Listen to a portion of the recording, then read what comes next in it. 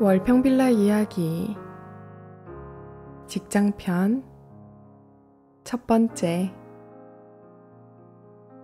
아르바이트 구직.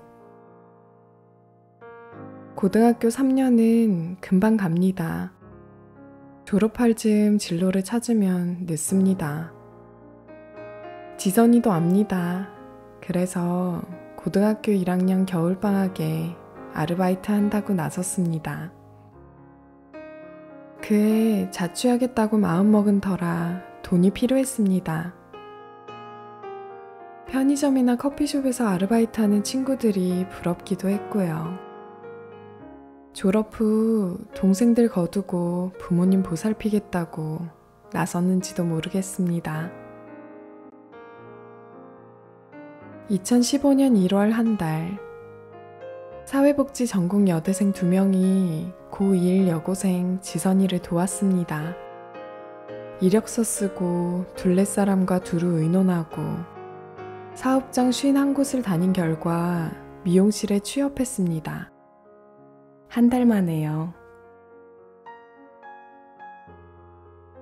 하나, 지원에 앞서 공부했습니다. 구직을 돕는데 무슨 공부냐고요? 공부가 우선입니다. 배운 사람의 사회사업이고 생각하는 사람의 사회사업이며 사회사업을 전공한 사람의 책무이다 합니다. 사회사업 원론 복지 요결, 시설 사회사업 사례집 월평빌라 이야기, 장애인 복지 전공 서적, 이전 대학생팀 활동 사례, 실무자 사례 특강, 당사자 관련 기록. 책을 읽고 실무자 특강을 듣고 당사자 기록을 읽었습니다. 복지 요결에서 당사자가 복지의 주체로 행하게, 삶의 주인 되게, 자기 삶을 살게 돕자는 근본을 세웠습니다. 월평빌라 이야기 구직 사례에서 당사자 쪽 강점을 활용한다. 직장 생활의 시작은 구직이고 구직은 당사자와 지역사회가 주체이게 한다는 경험을 배웠습니다. 장애인 복지 전공 서적에서 낙인과 분리의 과정을 피하고 보통화의 개념을 살폈습니다. 당사자 관련 기록에서 지선이가 어떤 사람이고 어떻게 지냈고 어떤 강점이 있는지, 실무자는 어떤 뜻으로 무엇에 집중해서 어떻게 지원했는지 알았습니다. 둘, 여느 사람이 이력서 쓰듯 이력서를 썼습니다. 이력서 쓰는 이유를 설명하고 느리더라도 기다렸습니다. 이름, 나이, 연락처, 주소. 지선이는 모니터에 얼굴이 닿을 듯 말 듯 하며 이제 막 깨우친 자판을 느리고 정성스럽게 두드렸습니다. 주소는 용케 검색해서 입력했고 학력과 경력은 뜻을 설명했더니 알아듣고 정확히 썼습니다. 잘 나온 사진을 골라 넣었습니다. 정지선. 마지막 글자까지 응원하며 기다렸습니다. 다 했다. 지선이가 작게 외쳤습니다. 구직에서 이력서와 자기소개서는 중요하죠. 요즘은 이것이 전부인 것 같습니다. 시설 입주자도 이력서와 자기소개서를 씁니다. 써야 합니다. 잘 되기 바라는 소망, 부지런히 구하겠다는 의지, 열심히 일하겠다는 다짐을 담습니다. 가능하면 당사자가 직접 씁니다. 그래야 소망, 의지, 다짐이 담기고 이런 마음이 커집니다. 할 수 있는 것을 살펴 당사자가 하게, 할 수 있는 만큼 하게 합니다. 그래야 나의 이력서가 됩니다. 지선이는 직접 쓴 이력서와 자기소개서를 아르바이트 구하기까지 매일 가방에 넣고 다녔습니다. 셋. 이력서와 자기소개서를 썼으니 여기저기 다니며 일자리를 구하면 될 것 같은데 그게 아닙니다. 구직을 의논하고 도울 만한 사람이 있을 겁니다. 그 사람들에게 묻고 의논하고 부탁합니다. 부모님, 학교 선생님, 교회 선생님에게 아르바이트를 구한다고 말씀드렸습니다. 아르바이트 하는 이유를 설명하고 의지와 다짐을 전하고 함께 알아봐 달라고 부탁했습니다. 일할 곳이 있겠나? 할 수 있겠어? 하는 염려에 속상했고 도움이 필요하면 연락해라. 지선이가 이런 건 잘하지. 하는 응원에 힘을 얻었습니다. 시설에 의존하여 사는 삶. 그래서 누가 대신 알아보고 내일부터 그곳으로 출근하세요 하면 당사자는 소외됩니다. 자기 삶이고 자기 복지인데 말이죠. 부모님, 선생님, 이웃, 친구가 상관하고 도울 일이 있을 텐데 그들도 소외됩니다. 약자와 더불어 사는 사회는 먼 이야기가 되고요. 구직은 구실입니다. 두루 다니며 인사하고 묻고 의논하고 부탁하여 관계를 살피고 관계를 살리는 구실입니다. 넷. 인터넷 지역 신문, 거리 벽보에서 구인 광고를 모았습니다. 몇 군데 눈에 들어왔고 자세히 메모했습니다. 구인 광고로는 부족해서 직접 찾아다녔습니다. 아르바이트 할 만한 가게 상호와 전화번호를 적고 일일이 방문했습니다. 51곳을 갔습니다. 비 오는 날, 바람이 매서운 날에도 갔습니다. 단호하게 거절하는 사장님, 다음에 오라는 사장님. 하지만 지선이 사정을 이해하는 사장님. 눈을 보며 이야기하는 사장님처럼 따뜻한 마음을 가진 분들을 많이 만났습니다.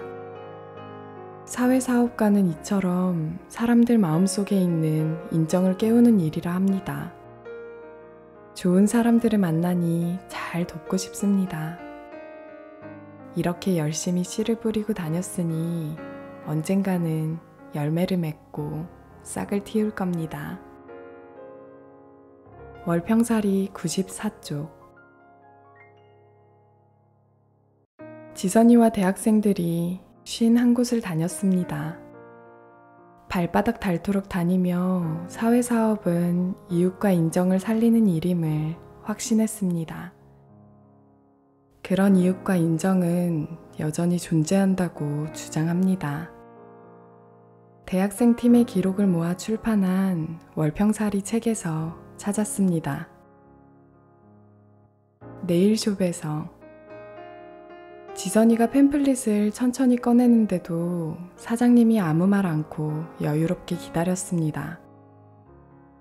이게 뭐야? 아르바이트 구하는구나. 여름에는 손님이 많으니 그때도 구하면 한번 와봐. 90쪽. 어느 카페에서 지선이가 부끄러워하며 팸플릿을 드렸습니다. 이게 뭘까? 설명해 줄래? 설명을 못하고 언니들을 쳐다보니 사장님께서 따로 이야기하자고 했습니다.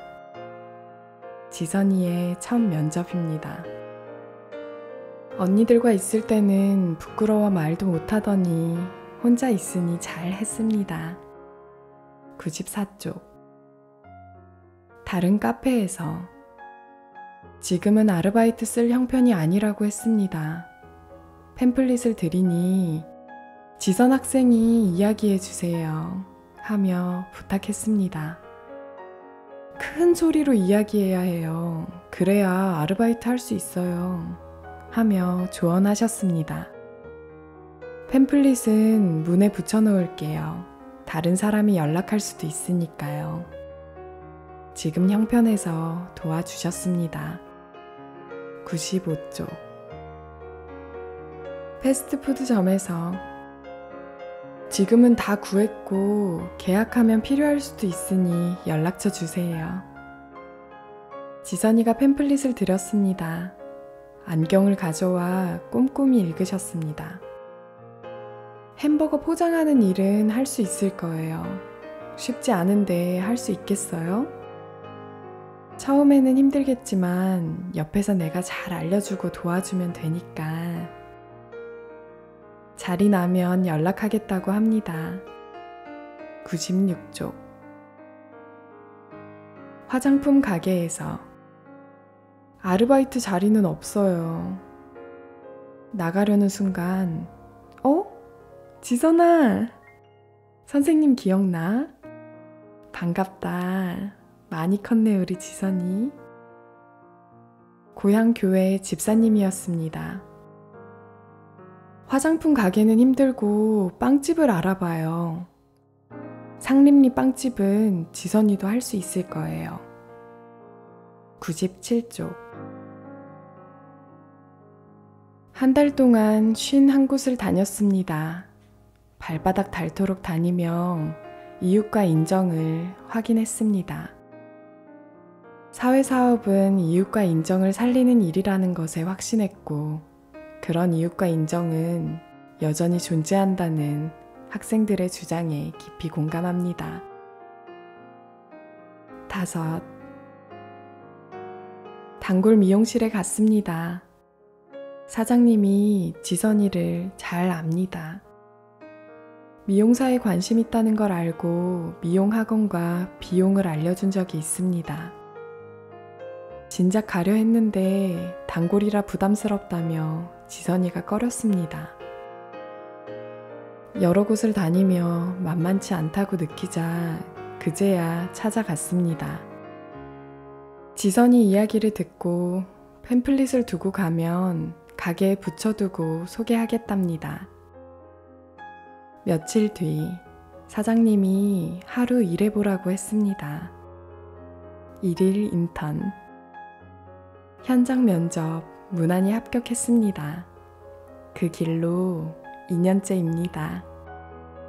아르바이트 첫 주는 매일 1시간씩 일했고 그 후로는 학기 중에는 평일 3시간, 주말에는 8시간, 방학에는 오후 5시간 일했습니다.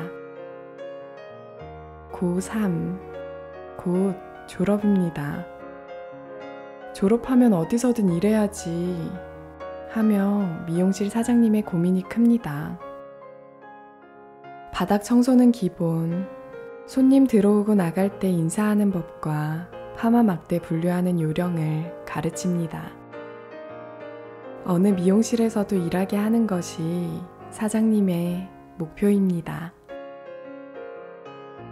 시설 입주자의 구직을 지원한다면 지선이를 도왔던 대학생들 같기 바랍니다.